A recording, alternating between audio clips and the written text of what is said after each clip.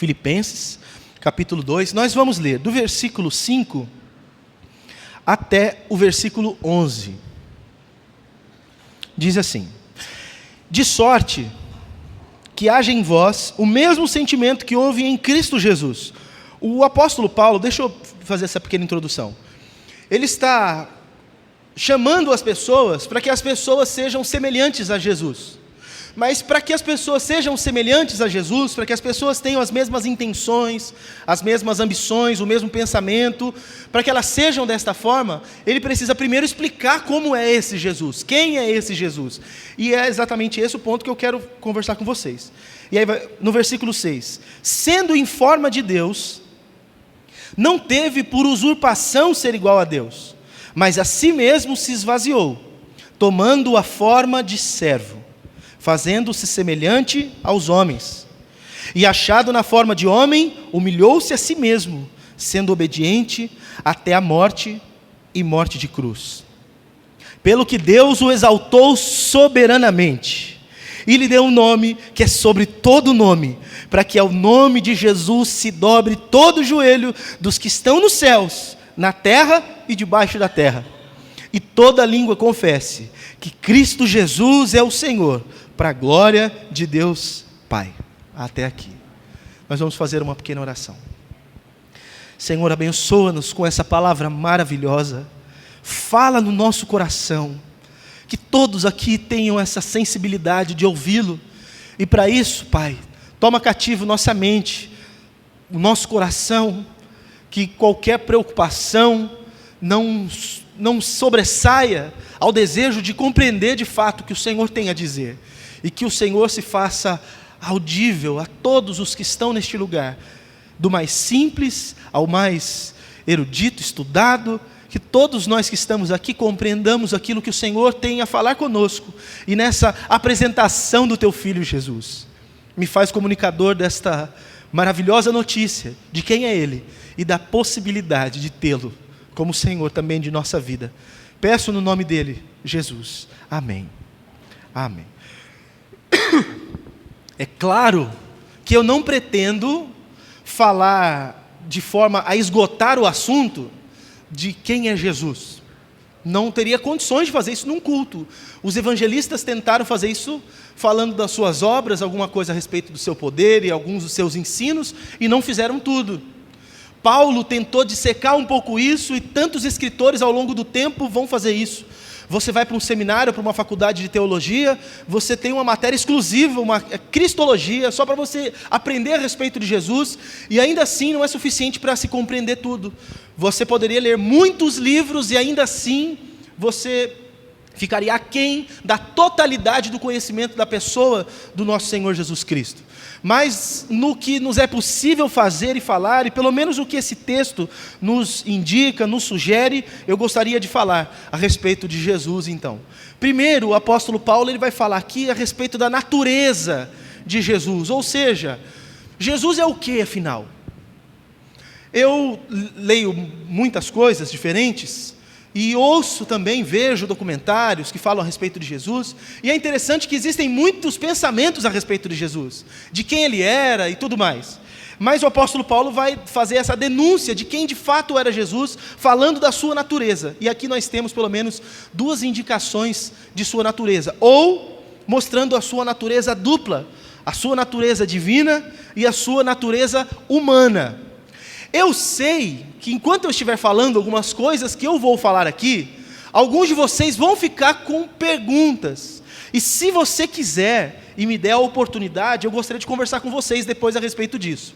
Como eu disse já, eu não pretendo esgotar o assunto Jesus, e nem tenho condições, por questão de tempo principalmente, de explicar mais detalhadamente algumas coisas. Mas o mais profundo que eu conseguir no tempo que nós temos, para que o assunto fique completo e inteligível a cada um de vocês, eu vou fazer, ok? Então, primeiro com respeito à natureza de Jesus, o apóstolo fala assim, olha, no versículo 6, sendo em forma de Deus.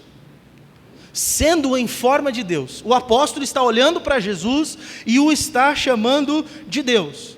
E eu quero explicar a respeito dessa divindade de Jesus para vocês. Eu preciso começar com a explicação que João, o apóstolo, dá no seu evangelho. João capítulo 1, versículo 1.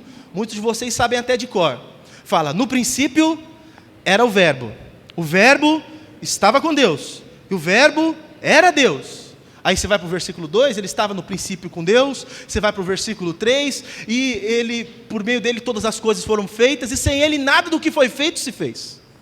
Mas lá estava falando que ele estava no princípio com Deus, mas também está dizendo que ele era Deus, mas também está dizendo que ele era o verbo. Puxa vida, eu precisaria de muitas semanas para explicar só o significado de o verbo. Mas eu acho que numa síntese aqui para nós, cabe compreendermos que ele é a palavra de Deus. Mas não a palavra num sentido gramatical, mas no sentido de a ação daquilo que havia um desejo. Então, houve um desejo em Deus, e quando Deus desejou essas coisas que Ele desejou, as coisas vieram a existir. E quando essas coisas vieram a existir por meio desse Jesus, que é o próprio Deus, mas ao mesmo tempo é essa intenção de Deus, daquilo que Deus quis que de fato passasse a existir. Quando nós vamos para a língua portuguesa, é uma coisa que eu sei que grande parte de vocês não gosta, porque nós brasileiros, infelizmente, não gostamos muito de estudar nada sobre a nossa língua portuguesa. Qualquer verbo indica ação, e é justamente isso que está chamando Jesus, uma palavra que tem uma ação, e que gera coisas, que produz coisas, da qual coisas passam a existir. É maravilhoso pensar que, a partir de Jesus, tudo o que veio a existir, existiu. Eu vou te levar para uma viagem agora comigo, e eu gostaria que, antes de você pensar que eu sou louco, você deixasse eu terminar, tá bom? Os irmãos aqui da igreja já estão mais acostumados comigo, então, você que não está, não me condene de cara. Pensa comigo. Antes de existir tudo o que existe, o que existia? Deus. Quando nada ainda havia sido criado, o que existia? Deus. Quando Deus pensou em criar todas as coisas que existem, como Deus fez? Deus criou a partir do quê? Qual a matéria que existia para que Deus criasse o que existe? Não existia nada. A Aline ministrou aqui. Não existia nada. Deus simplesmente, dele mesmo, a partir dele mesmo, ele cria todas as coisas. E essa criação vem através e pela mediação do seu Filho Jesus, que não só é a causa de todas as coisas existirem, por meio da qual todas as coisas vieram a existir, mas também é quem sustenta todas as coisas pela palavra do seu poder. Jesus é aquele pelo qual o próprio Deus, o Pai, criou todas as coisas. Isso é uma primeira afirmação que eu quero fazer a respeito de Jesus. Por meio dele, todas as coisas vieram existir, e todas são sustentadas e continuam existindo. Se você quiser depois, para a gente economizar tempo, talvez, eu te dou todas as referências do que eu estou falando, eu tenho anotado os textos bíblicos que nos ajudam nesse estudo. Mas eu preciso fazer uma afirmação. Lá João fala que ele era o verbo, mas fala que ele estava com Deus, mas ele era Deus. Ele não só estava como ele também era o próprio Deus. E aí é uma doutrina que, seja você evangélico, seja você católico, se você é um brasileiro, de alguma maneira você acredita nisso que eu vou falar, mesmo que você não saiba explicar direito o que significa isso. Todo mundo aqui já ouviu falar na Trindade, num Deus que é trino, é Pai, Filho e Espírito Santo? Todo mundo já ouviu falar a respeito disso. Aqui o capítulo 1 do Evangelho de João é justamente disso que está falando, porque veja, ele estava com Deus, mas ele era Deus. Ou está falando de dois deuses, ou está falando do mesmo Deus, que na verdade são duas pessoas ali naquele instante. Pastor, me explica isso, senão eu vou morrer. Olha, se eu conseguir te explicar isso, eu não estou falando de Deus. Se alguém conseguir explicar exatamente a pessoa de Deus, essas questões mais formidáveis, como por exemplo a Trindade, se conseguir explicar exatamente tudo, se ele disser, é exatamente isso que significa, ele não está falando sobre Deus. Porque tudo o que nós podemos fazer sobre Deus é indagações. Nós podemos chegar perto de algumas tentativas de explicações.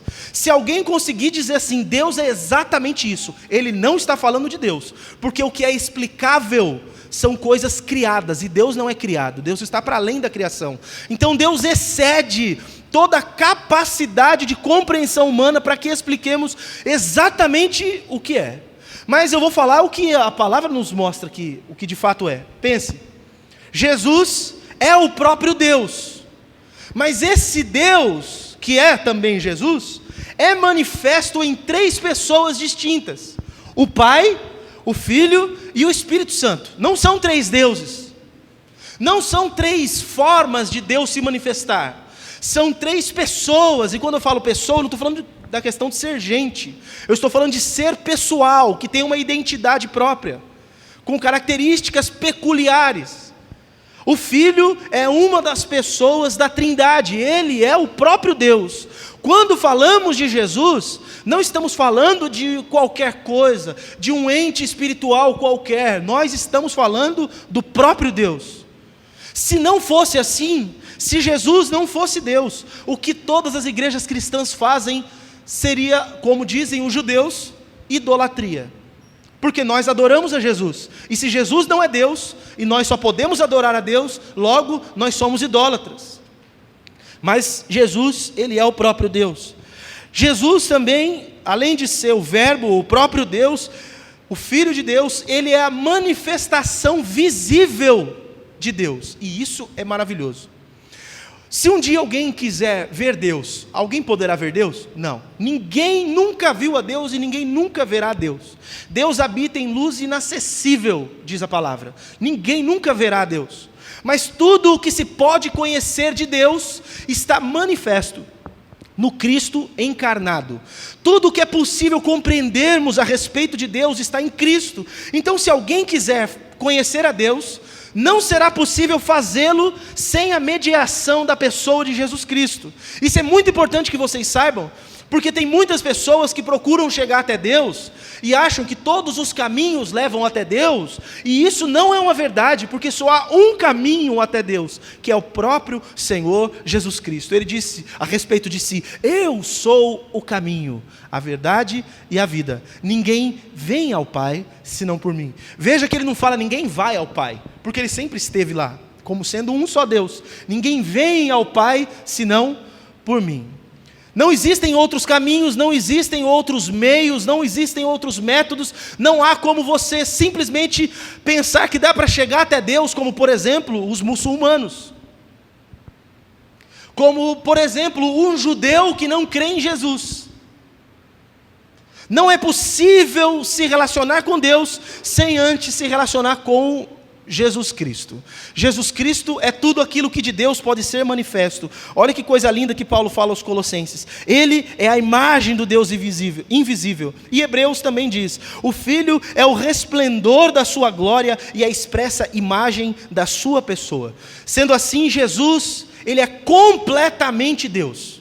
Quando pensamos em Jesus, nós estamos pensando em alguém que é completamente Deus. Mas agora eu vou aumentar o mistério a respeito de Jesus, porque se ele fosse só 100% Deus, já seria um problema. Mas tem uma outra questão que aqui o apóstolo Paulo, falando aos Filipenses, fala que ele, sendo em forma de Deus, não teve por usurpação ser igual a Deus. Versículo 7, mas ele se esvaziou, tomando a forma de servo, fazendo-se semelhante a homens. Jesus, embora seja 100% Deus, num dado momento, ele se encarna, ele vem na forma de um ser humano a este mundo, nascendo como nós nascemos, de uma mulher, nascendo de Maria, crescendo como um bebezinho, como uma criança que precisava de cuidados e tudo mais. E esse que era apenas Deus, agora também é homem. Jesus não é apenas Deus, não é apenas totalmente Deus, mas Ele também é totalmente homem. E isso é uma coisa bastante difícil de você entender. Eu não pretendo, com essa minha explicação, fazer com que você me entenda. Eu pretendo, em nome de Jesus, que você creia. O que eu estou falando aqui é o que o apóstolo Paulo dizia, que é a loucura da pregação. É aquilo que é escândalo para aqueles que pensam que entendem alguma coisa. É aquilo que somente aqueles que conseguem crer é que de fato recebem esta informação no coração. Não é algo que passa apenas pelo seu intelecto, mas é algo que passa totalmente pelo seu coração. É algo que você precisa colocar o seu coração e crer, sem que sequer você tenha entendido plenamente. Pastor, mas isso que você está falando é um problema, não é? Não é perigoso você acreditar numa coisa que você não compreende totalmente? Não dá para você acreditar em Deus se você tentar compreendê-lo totalmente. Tudo que você conseguir em algum momento da sua vida compreender completamente, isso não é Deus. Deus não é compreensível. Deus está para além de qualquer compreensão humana. Sendo assim, Jesus é 100% Deus, mas Ele também vem numa forma humana. Ele se esvazia, toma a forma de servo e faz-se semelhante a homens. E que tipo de homem Jesus foi quando Jesus esteve entre nós? Jesus foi um ser humano pleno e completo, como todos os seres humanos são. Jesus estava passível a todas as tribulações, aflições, angústias, a cada sentimento que hoje vocês têm. Jesus estava passível a tudo isso. Ele foi tão humano quanto você é. Enquanto Jesus esteve entre nós, Hebreus fala: pelo que convinha que em tudo fosse semelhante aos seus irmãos, para que ele pudesse, sendo semelhante a nós, interceder por nós diante do Pai. Sabe quando há algo no seu coração que está doendo, e você chega diante de Deus para orar, e fala assim: eu acho que uma coisa boba assim Deus nem ouve.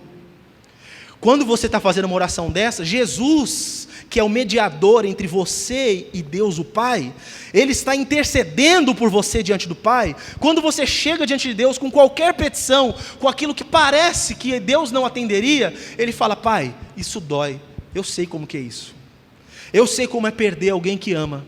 Eu sei como é ficar privado de pessoas. Eu sei o que é isso, eu sei o que é sentir o que eles estão sentindo, eu sei o que é ter a aflição que eles estão tendo.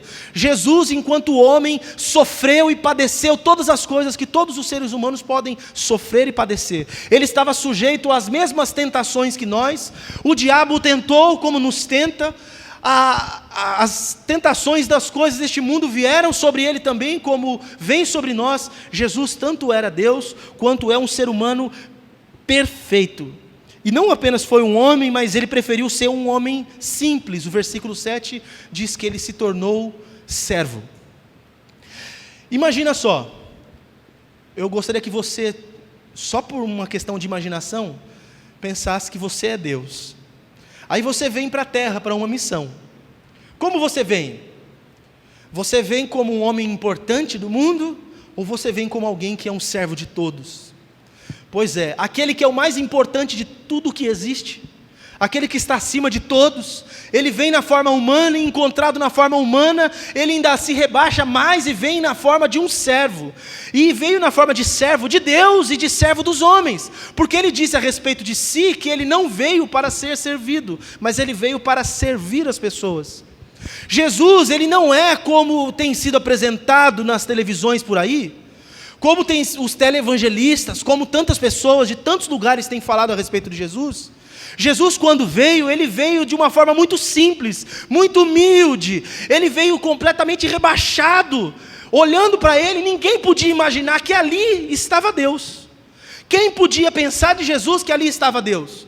Porque as pessoas idolatram, e é assim mesmo a palavra que se usa, é um ídolo, um ícone da música, um ícone do futebol, um ícone de alguma coisa que você goste. Ele é um ídolo. Então esse é o meu ídolo, porque ele está acima de mim ou acima das outras pessoas, pelo que ele conquistou, pelo que ele tem, pelo que ele faz. E quando Jesus vem, ele não vem como um ídolo. Deus, quando vem na forma humana, mas vem de uma forma muito simples. Um homem que não tinha sequer onde reclinar a cabeça. Ele não tinha uma casa para falar que era dele. Não tinha Minha Casa Minha Vida lá na Palestina. Ele não tinha sequer onde morar. Ele não tinha bolsa, nada. Ele dependia se alguém desse alguma coisa para ele. Lembra daquela história? Todo mundo conhece a história da multiplicação dos pães e dos peixes, que Jesus multiplica. Quando ele faz aquela multiplicação, estava todo mundo com fome, não só as pessoas. Ele junto com seus discípulos, 3 dias sem comer. Eles estavam sem comer por quê? Estavam de jejum? Eles não tinham. Porque o pão e o peixe que pega para ser multiplicado não estava na mochila dos discípulos, estava na mochila de alguém que estava andando junto deles, seguindo eles. Eles não tinham bens, eles não tinham isso que estão falando que Jesus o tempo inteiro tem e que quer fazer você ter. Se você olhar para a pessoa de Jesus, ele foi o homem mais simples que passou por aqui. Tendo tudo, sendo rico, se fez pobre, para que vocês fossem ricos nele. E quando eu falo de vocês serem ricos nele, eu estou falando de ser rico muito mais do que um dinheiro pode fazer com que você seja. Porque pode até ser que você tenha alguma condição financeira, que você tenha algum dinheiro, que você tenha algum bem, e talvez você seja tão pobre, que a única coisa que você tem é o seu dinheiro. Jesus era tão rico, mas tão rico, que ele não precisava de nada para continuar sendo quem ele era. Ele vem na forma de um homem, mas vem dessa forma mais simples possível, e vem como alguém obediente ao Pai. Isso é formidável. Ele vem e obedece o Pai em tudo. O texto fala que ele foi obediente ao Pai. Obediente, e nos deu um modelo do que de fato agrada a Deus. Eu tenho visto pessoas inocentes, pessoas simples, querendo agradar a Deus, por causa de voto que elas fazem, por causa de promessas que elas fazem, juramentos. Elas estão buscando agradar a Deus com coisas que Deus não está querendo que elas façam. E Jesus agradou a Deus em tudo, porque justamente ele foi obediente ao Pai em tudo. Agradar a Deus não é fazer o que você acha que é o ideal. Agradar a Deus é fazer o que Ele quer que você faça. Jesus agradou ao Pai porque ele obedeceu o Pai em tudo.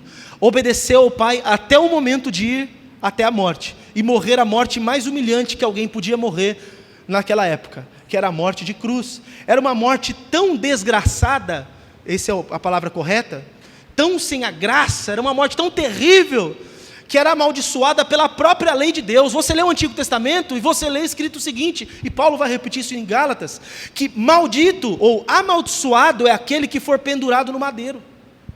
E foi desta forma que Jesus morreu. Ele veio simples, morreu simples, de uma forma humilhante, sem ter sequer onde ser enterrado, tudo para obedecer ao Pai por amor das pessoas pelas quais ele estava morrendo.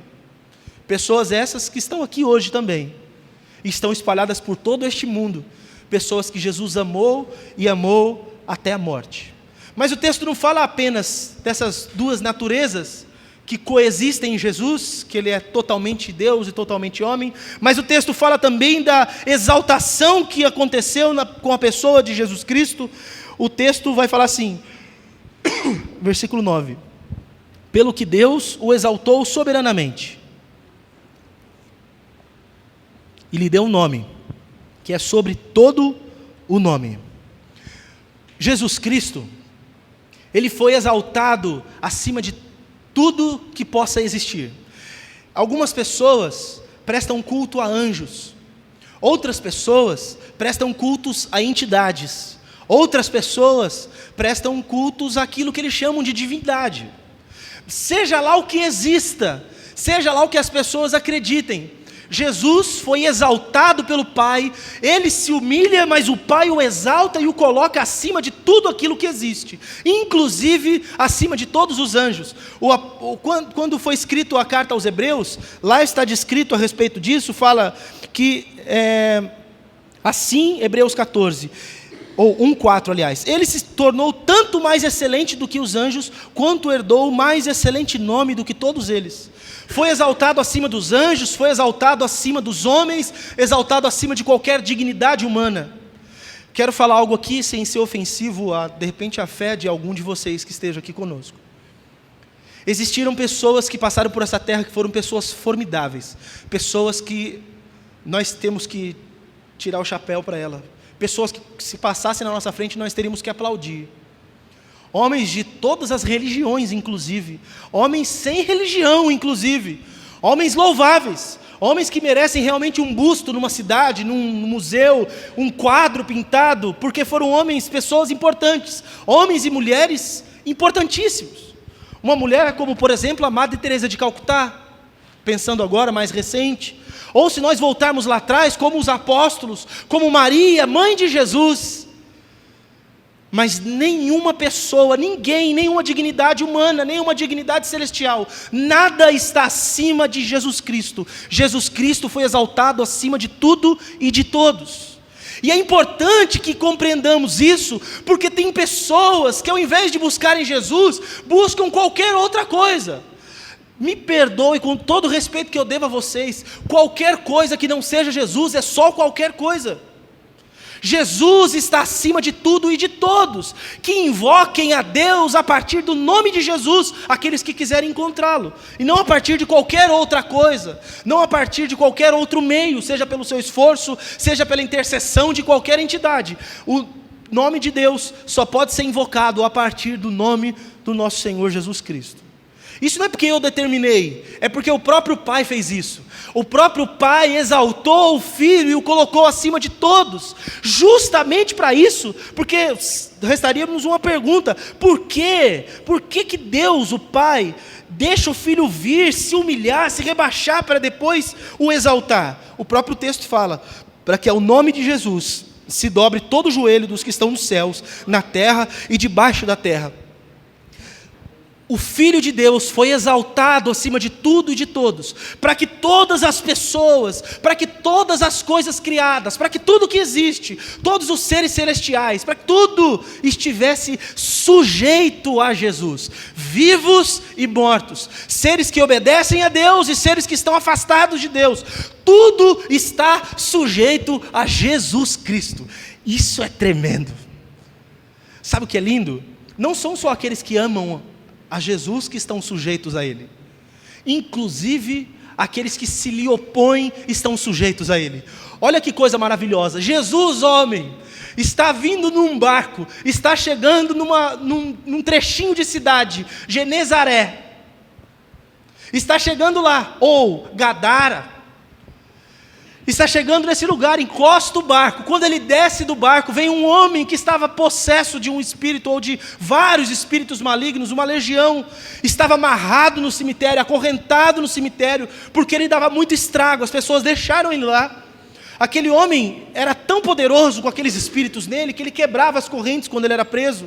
Quando ele chega naquele lugar, aquele espírito maligno possuindo, aqueles espíritos malignos possuindo aquele homem, vem correndo, se prostram diante de Jesus, e fala: por que vieste dos atormentantes do tempo? Aqueles espíritos não foram chamados para nada, não precisou, com todo o respeito que eu devo às pessoas, fazer nenhuma propaganda de nada, nenhuma entrevista de nada, nenhuma invocação de nada. Aqueles espíritos se submeteram a Jesus, porque ali estava aquele que tem o domínio sobre tudo e sobre todos. Tem o domínio sobre o vento, porque fez o vento parar quando estava tudo agitado, tem domínio sobre os mares, porque fez a água parar, e tem domínio sobre os espíritos malignos. Tudo lhe está sujeito, não só daqueles que o amam, mas também todos aqueles que se lhe opõem. Tudo está sujeito a Jesus. Jesus foi exaltado para que todos lhe estivessem sujeitos. Se você não ama Jesus, se você não se importa com o que eu estou falando, mesmo assim, a sua vida está sujeita ao meu Jesus.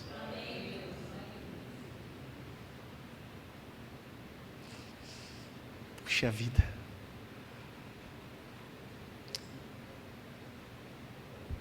O meu Jesus é maravilhoso.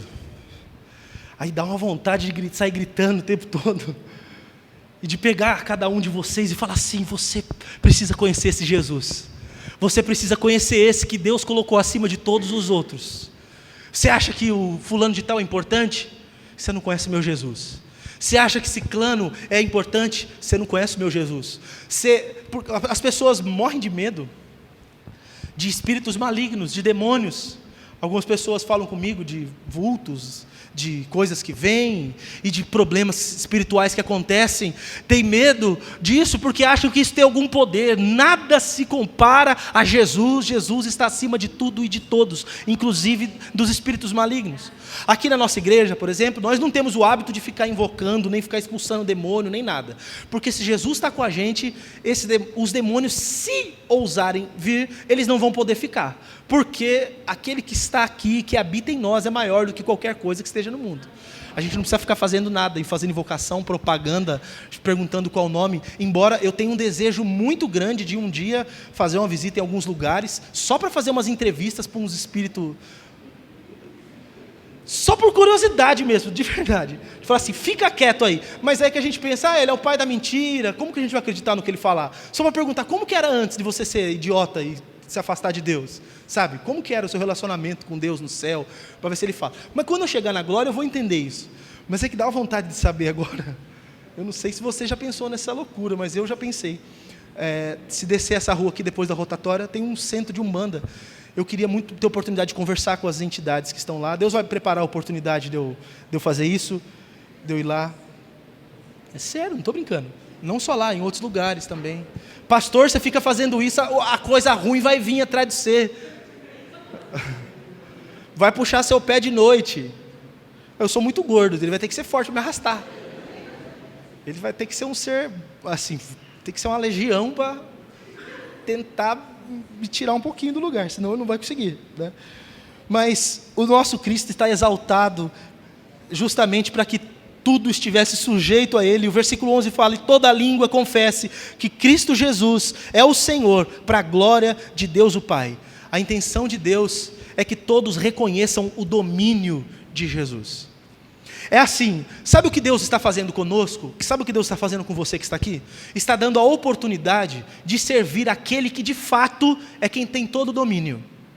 Você pode estar vivendo debaixo da autoridade daquele que manda sem obedecê-lo. Você tem essa alternativa. Mas você pode viver debaixo da autoridade daquele que de fato manda em tudo e ser o seu servo. Aquele que está no domínio, no controle de todas as coisas, aquele que já implantou o seu reino neste mundo, e que é um reino subversivo, é o Senhor Jesus, e Ele é vitorioso para sempre, o seu reino não terá fim, nenhum reino subjugará o reino de Jesus, Ele é rei para todo sempre e reina soberano, e Deus fez isso de exaltá-lo justamente para que fosse desta forma. E aí você me pergunta, para que serve tudo isso que eu falei? Tudo isso serve para falar assim, olha, esse é o Jesus que nós cremos. É óbvio que eu já disse que eu tenho muita coisa para falar a respeito de Jesus. Quando nós olhamos para esse Jesus, nós colocamos a nossa confiança nele. Nós depositamos a nossa esperança nele. Nós colocamos a nossa fé nele. E nós vivemos de maneira que ele seja tudo na nossa vida. A direção, o fim, o propósito de tudo. Ele é aquilo para o qual nós vivemos. Nós cristãos vivemos justamente para isso. Mas a vida que vivemos para Jesus e a fé que nós temos em Jesus implica que nós temos que ter algumas atitudes. Aquele que diz ter fé em Jesus, esse precisa ter algumas atitudes. E é justamente por isso que nós decidimos também falar isso com vocês. Porque de alguma maneira eu acho que todos vocês aqui, se eu perguntar quantos aqui creem em Deus, todo mundo crê em Deus. Dificilmente viria alguém que não crê em Deus aqui só por curiosidade. Diria assim, eu não creio, mas eu vim só porque me chamaram e eu queria ver como é que é. Porque geralmente quem não crê em Deus vai falar assim, os crentes são um bando de tonto, eu nem vou lá, né? Crente é um bando de fanático, nem vou nessas igrejas de crente, porque não entende, né? Mas de alguma maneira todos vocês acreditam. E se eu perguntar quantos de vocês têm fé em Jesus, é possível que todos vocês digam, eu tenho fé em Jesus. Acontece que fé em Jesus implica em termos atitudes. Implica em ações produzidas pela convicção que temos. Tiago, irmão do nosso Senhor Jesus, na sua epístola, ele diz assim, que a fé sem obras, a fé sem ação, ela é morta em si mesma. Se você fala que você tem fé, e a tua fé não produz atitude nenhuma, você é mentiroso. A sua fé é mentirosa, ela é um engano e você está vivendo numa ilusão. Você nem vive as coisas que o mundo tem a oferecer e nem vive as coisas do reino de Deus. No que é que implica a fé que nós temos? Quais são as atitudes que nós precisamos ter exatamente porque nós cremos ou porque nós temos essa fé? Primeiro, nós que cremos em Jesus, precisamos nos arrepender de todos os nossos pecados. E se você crê em Jesus Cristo, você não pode se acomodar no pecado. E eu não preciso denunciar o seu pecado, ou ficar fazendo uma lista aqui, porque cada um de vocês, se for o mínimo honesto possível, olhando para si, reconhece que é um pecador. Nenhum de nós aqui, eu tenho certeza, teria coragem de levantar e falar assim: eu não sou um pecador. Todos nós aqui somos pecadores, e por isso todos nós precisamos da misericórdia de Deus.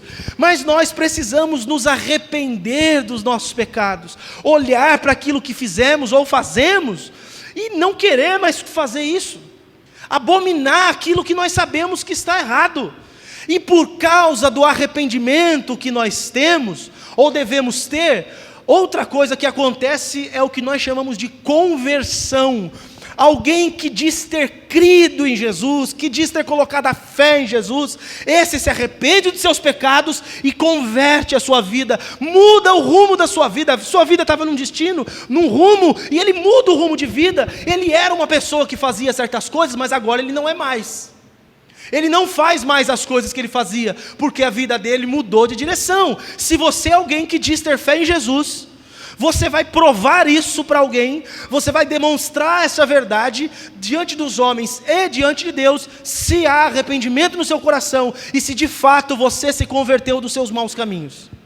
Não existe fé verdadeira com uma vida torta. Vou repetir. Não existe fé verdadeira com uma vida torta. Pastor, você está dizendo que uma pessoa que tem fé em Jesus é perfeito? Não. Eu estou dizendo que a vida dele muda. Ele ainda tropeça. Vez ou outra, pode acontecer dele cair. Mas se pecarmos, nós temos um advogado diante de Deus, Jesus Cristo justo. Se nós confessarmos os nossos pecados, Ele é fiel e justo para nos perdoar todos os pecados e nos purificar de toda iniquidade. Mas nós precisamos, crendo em Jesus, nos arrepender dos pecados e mudar o rumo da nossa vida. A questão não está só em você passar a frequentar uma igreja. Talvez seja o caso de alguns de vocês. Com todo o respeito que eu lhes devo, eu estou até sendo chato falar tantas vezes isso, mas é porque às vezes eu bato um pouco aqui, mas vocês não me conhecem, então eu vou mais devagar. Nós compreendemos que você que vive para Jesus, fala que crê em Jesus, mas pensa que é isso porque você vai numa igreja, você está redondamente equivocado. Ir na igreja não significa nada para ninguém. É óbvio que ir à igreja é algo maravilhoso, algo até necessário, você fazer parte de uma comunidade, eu vou falar sobre isso. Mas isso não é a questão principal. Isso não é um fim. Ou isso não é nem sequer o meio pelo qual você pode falar diante de Deus que você é alguém que tem fé. Ir à igreja não quer dizer nada, ir à igreja não vai te garantir nada. Quando todos nós estivermos de Deus, Deus olhar para você e falar assim: me apresenta a tua vida. Você vai falar assim: Senhor, eu ia no culto todo domingo, eu ia na missa todo sábado, domingo, eu fazia isso, sei lá, eu ia na reunião, eu ia no pequeno grupo, ou eu fazia isso todos esses dias. Deus vai falar assim: tá bom, mas e daí? Isso não vai te valer de nada. A questão é, você se arrependeu dos seus pecados, você mudou o rumo da sua vida. Não existe vida de fé em Deus sem arrependimento de pecados. Quando Jesus começou o seu ministério, está lá no Evangelho de Marcos, no capítulo 1, as primeiras coisas que Jesus diz estão justamente nesse nível. Ele fala assim: olha, o tempo é chegado. Arrependam-se e creiam nas boas novas que eu tenho trazido agora para vocês. Arrependam-se. Não queiram mais fazer as coisas que vocês faziam. E eu quero dizer algo para você. Se no seu coração, quando agora eu digo para você que você precisa se arrepender, se no seu coração brota um desejo de fato de não mais fazer o que você fazia, é porque o Espírito Santo de Deus está agindo no teu coração e está fazendo uma obra maravilhosa para que você de fato abandone a sua vida de pecado. Porque embora eu diga que você precise, embora talvez você tenha a convicção de que você também precise, você não tem o poder de fazê-lo. Em Deus está tanto querer quanto efetuar. Você pode até querer, mas você não vai ter força para isso, só se o Espírito Santo de Deus te ajudar. Não é um caminho passível de ser trilhado de forma humana, é algo que você precisa ter a direção de Deus. Tendo o Espírito de Deus dirigindo a sua vida, você pode até ser louco. Isaías vai falar que há um caminho chamado santidade, e nesse caminho até os loucos hão de trilhar. Mas são aqueles que são guiados por Deus. Você não precisa ser o mais inteligente. Aliás, os que são os mais inteligentes são os mais difíceis de se converterem, porque eles acham que a sua inteligência é suficiente. Se você é um dos que tem algum tipo de sabedoria, algum tipo de entendimento, se você acha que a sua escolaridade, que o seu conhecimento de qualquer coisa vai te ajudar, diante de Deus, o seu conhecimento, a sua sabedoria é loucura, não vale nada. A sabedoria, ou a loucura de Deus, aliás, é mais sábia do que a sabedoria dos homens. A loucura de Deus é mais sábia do que a sabedoria dos homens. Se você diz ter fé em Jesus, você precisa se arrepender dos seus pecados e mudar o caminho da sua vida. Precisa trilhar um novo caminho. Que mais? Se você crê em Jesus, você precisa ter a certeza de que aquilo que Jesus fez lá na cruz, em morrer pelos pecadores, é suficiente para fazer com que você tenha paz com Deus. Deixa eu dizer algo. Todos sabemos que Jesus um dia morreu numa cruz. Mas a questão é, para que Jesus fez isso? Porque Jesus era um mártir? Porque Jesus era um herói de uma causa? Jesus fez isso para que as pessoas pudessem ser salvas, para que as pessoas pudessem ser perdoadas de seu pecado. Todos nós conhecemos o texto que diz no Evangelho de João: Deus amou o mundo de uma maneira tão intensa, de tal maneira, de uma forma tão profunda. Ele amou o mundo, a sua criação, cada pessoa, a mais vil de todas, aquelas que a gente pensa que não merecem, que não deviam, ou cada um de nós. Deus nos amou a todos de uma maneira tão intensa, tão profunda, que Ele pegou o seu único filho, unigênito, tirado do seu ser, não uma criatura, não um anjo especial, mas aquele tirado do seu ser, essência de essência, Deus de Deus. Ele pega esse seu filho, faz com que esse seu filho venha, e esse filho obediente vem, com amor também por nós vem, se rebaixa, se humilha, vem na forma de servo, é humilhado pelos homens, é desprezado pelos homens, é traído pelos seus, é abandonado pelos seus, vai para a cruz e morre.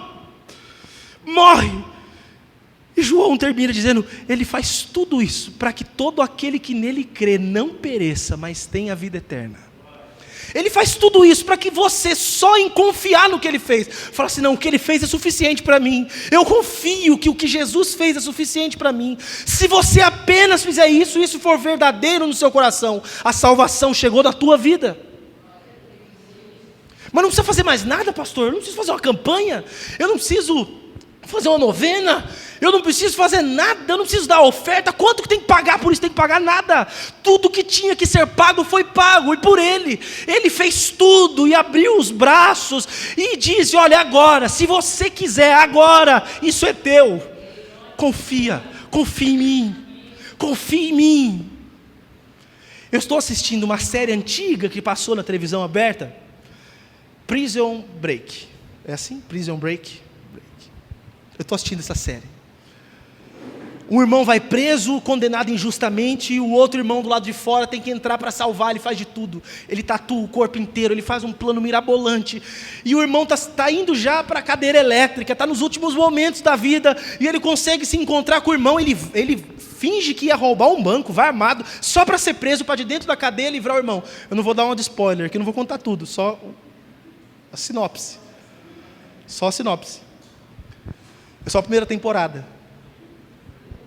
E ele se encontra com o irmão, e o irmão fala assim: mas não vai dar, o que você vai fazer não dá. Ele olha para o irmão e fala assim: você confia em mim? O irmão dele está indo para a cadeira elétrica, o irmão dele está indo para a morte. Ele fala: você confia em mim? Ele fala: eu confio. Jesus está na cruz morrendo por você, e você está perdido nos seus pecados. Ele olha para você do mesmo jeito e fala assim: você confia em mim? O que eu posso fazer por você, ninguém mais vai fazer. Você não vai conseguir fazer, mas eu posso fazer por você. Jesus é como aquele irmão. Ele veio aqui como um condenado, como um de nós. Ele veio aqui, ele entrou nessa prisão que nós estamos. Ele entrou aqui do mesmo jeito da série. E veio aqui justamente para fazer o que o outro fez, daqui de dentro livrar a gente. E Jesus é vitorioso, porque ele foi condenado à morte, morreu, mas saiu de lá vitorioso. A morte não pôde segurá-lo. Você consegue pensar isso? Todo mundo que morreu está lá. Algumas pessoas ressuscitaram, porque Jesus quis que elas ressuscitassem, mas depois elas morreram de novo. Olha só, Lázaro, poxa vida, Lázaro ressuscitou depois de 3 dias, já estava com o corpo decomposto, ressuscita, passou um tempo e ele morreu de novo. Todo mundo que ressuscitou morreu. Jesus ressuscitou e está vivo diante de Deus, e a sua vitória é suficiente para que, se você só confiar nele, você confia em mim, é só isso. Mas não é muito fácil assim? Lógico que não. Isso é impossível para os homens. Confiar é impossível para os homens. Mas para Deus não há impossíveis. O Espírito de Deus pode colocar algo no seu coração e brotar uma fé nesse seu coração e você passar a depender desse Jesus, que é o que nós fazemos. E nós estamos convidando vocês a isso. Não estamos convidando vocês, nossos amigos, para virem aqui dar dinheiro para a gente. Nós estamos convidando vocês a receberem de graça da água da vida, a receberem daquele tesouro que é incalculável, a receberem salvação. Vinde e comprai sem dinheiro. Olha que maravilhoso. Tem gente vendendo salvação, tem gente vendendo céu, tem gente fazendo troca. Olha, faz isso que Deus vai te fazer isso, faça aquilo e Deus vai fazer aquilo outro. O que eu estou dizendo no nome de Jesus é que você não precisa fazer nada, Jesus já fez tudo, você precisa confiar, só isso. E se você diz que você tem fé, você confia que o que Ele fez é suficiente, você não precisa de mais nada. Não tem nenhuma entidade, você não tem que fazer mais nada. Jesus é suficiente para salvar a sua vida. Ele pode salvar perfeitamente todos aqueles que se aproximam dele. Ele pode salvar perfeitamente. Mais uma coisa. Quando dizemos que temos fé, nós temos que ter uma outra atitude. Precisamos ter um relacionamento pessoal com Deus. Quem diz ter fé, se relaciona com Deus. Nós temos um teólogo, da qual a nossa igreja se apropriou, da teologia dele, John Wesley, e ele vai falar que essas atitudes para este relacionamento, ele vai chamar isso de meios da graça, meios pelo qual Deus fala conosco, nos abençoa, derrama das virtudes dele. São práticas que parecem comuns, mas as pessoas não costumam ter. Oração, leitura e meditação na palavra, jejum, a comunhão com os irmãos. É lógico que inclui a ceia, mas se vocês abraçarem essas práticas, só assim vocês podem ter relacionamento com Deus. Ter relacionamento com Deus não é frequentar igreja. Nós falávamos lá na minha casa outro dia, justamente sobre isso. Comunhão uns com os outros não é estar na igreja. Você pode vir à igreja todo dia e não ter comunhão com ninguém. Você pode vir à igreja todo dia e não ter relacionamento nenhum com Deus. Isso não quer dizer nada. Mas você pode também vir à igreja e ter comunhão com os irmãos. Você pode também vir à igreja e ter relacionamento com Deus. Mas precisa passar pelo viés desses meios da graça. Você precisa orar. Você precisa se debruçar na palavra de Deus para compreendê-la. Você precisa se dedicar à prática do jejum, que vai te dar disciplina para você orar, para você ler mais a Bíblia, para você não dar forças para você mesmo. Disciplina. Mais uma, já vou terminar. Você precisa viver uma vida em comunidade para poder experimentar os frutos da vida que Deus espera que você tenha. Vida em comunidade. Porque quando nós vivemos juntos, Deus usa cada um para abençoar a vida do outro. Um é instrumento de Deus para abençoar a vida do outro. Numa igreja, não é o pastor que abençoa a vida de todo mundo. Todo mundo precisa se abençoar. Todo mundo precisa fazer algo em função uns dos outros. Por exemplo, quantas pessoas da igreja estão desesperadas, precisam de alguém e ajuda. Irmã Ana, me ajuda, me socorre, ora por mim. Irmã Ana, vem aqui, me ajuda. Todo mundo pode orar.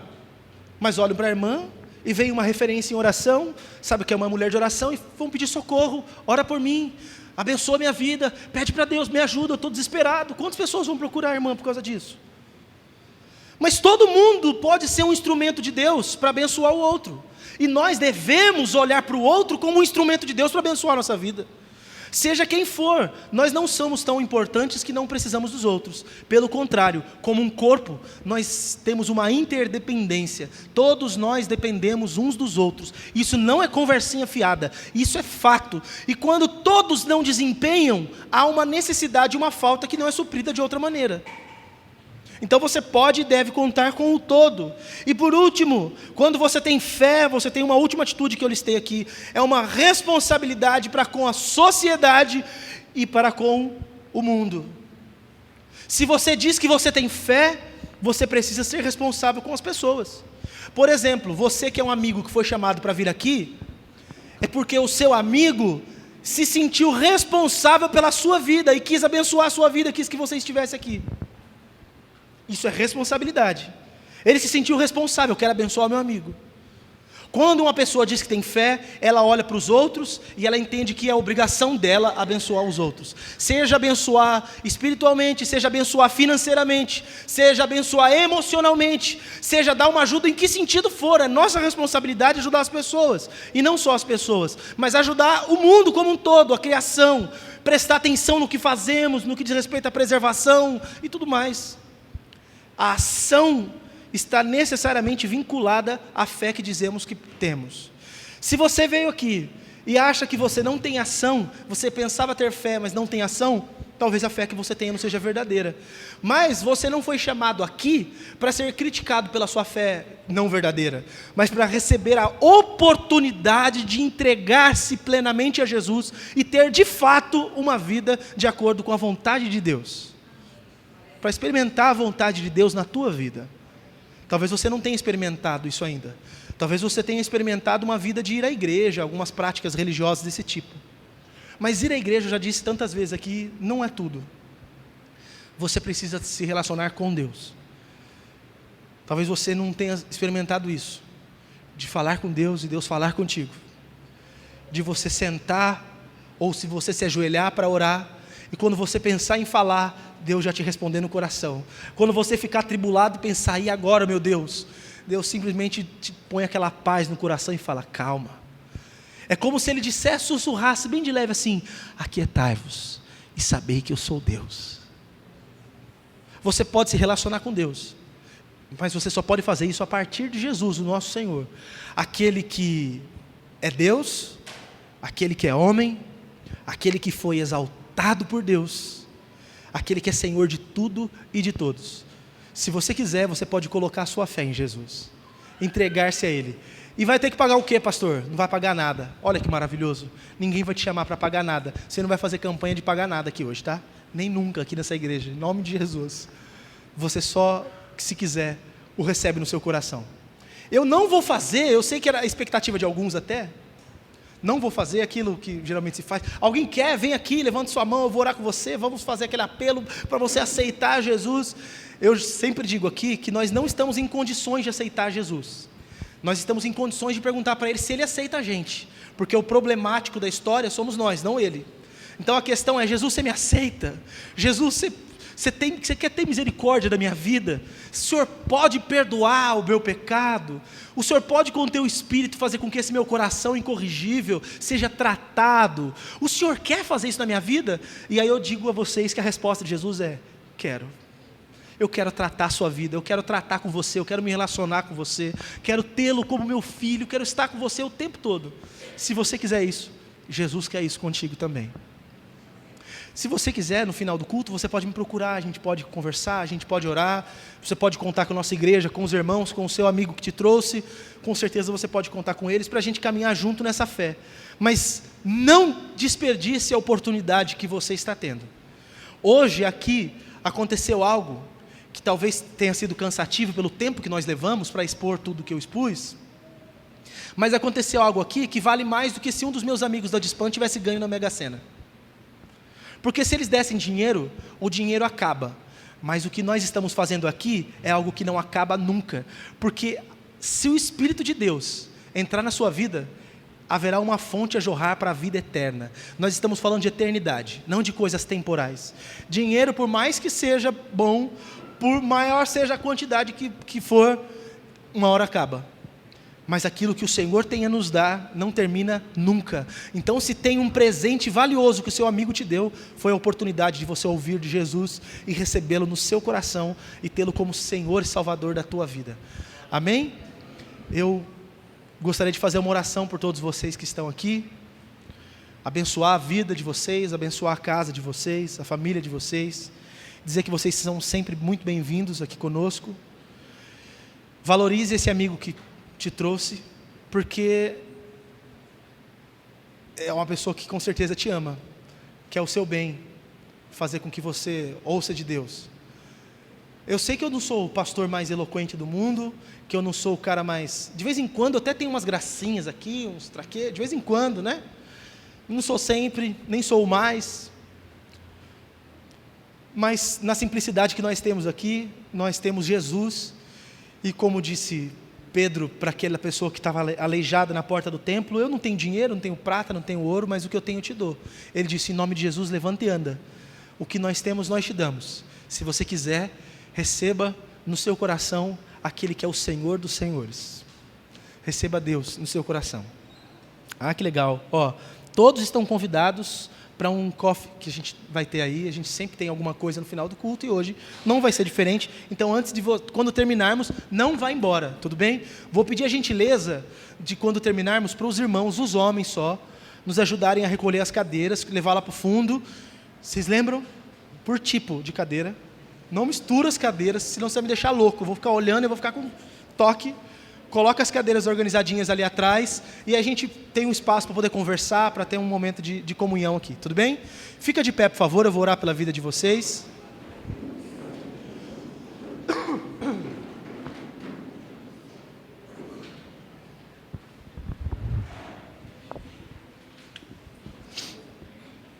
Meu Deus e Senhor, em nome de Jesus, eu te agradeço pela vida desses que estão aqui agora. Desses que são os nossos irmãos, que já comungam conosco todas as semanas. Desses que são os nossos amigos. Pessoas que têm ouvido falar do Senhor, alguns que já andam contigo, alguns outros que não andam, outros que estão afastados dos teus caminhos.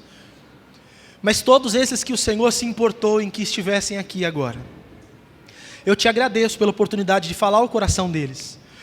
E por mais que eu tenha me esforçado para fazê-lo da forma mais adequada, eu sei que é o teu Espírito quem convence as pessoas de qualquer coisa. E por isso eu descanso no Senhor, sabendo que a obra é completamente tua.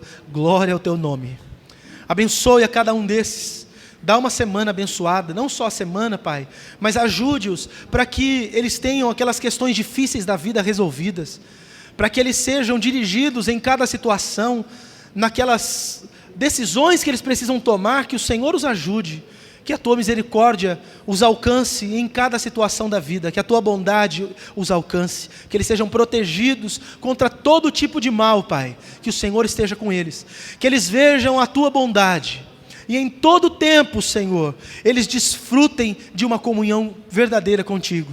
Que o Senhor assim os abençoe. Esses que decidiram por andar com Jesus, ou voltar a andar com Jesus, se eles quiserem andar conosco, eu peço que o Senhor nos dê condições de ajudá-los. Se eles andarem com outra parte da tua família, em qualquer lugar deste mundo, que o Senhor os abençoe onde eles estiverem.